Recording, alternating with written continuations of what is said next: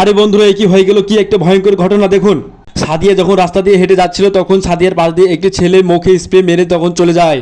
কিছুক্ষণ পরে আর একটি ছেলে সাদিয়াকে ধরে এবং কিন্তু না বন্ধুরা, এই দুটি ছেলে ছিল একসাথে, তারা একসাথে মিট করে এই কাজটি করেছে। তখন অপর পাশ থেকে জুই বিষয়টি দেখে ফেলে এবং জুই লুকিয়ে লুকিয়ে দেখছিল তারা কি করতেছে। আমি তাও সব দেখব। কিন্তু তারা দুইজন অবশ্যই মেয়েটিকে গাড়িতে একটা তুলে নিল। তুলে নেওয়ার পরে বন্ধুরা গাড়িটি যখন স্টার্ট করতেছিল তখন জুই অপর পাশ দিয়ে চলে আসে এবং তাদেরকে থামতে বলে এবং তাদের বুদ্ধি খেতে জুই বলে, তোমার গাড়ির চাকার সমস্যা কেন? পাম্প নেই। তখন সে একজন ভিতর থেকে গাড়িতে থেকে নেমে এসে দেখে যে আসলে সত্য ঘটনা।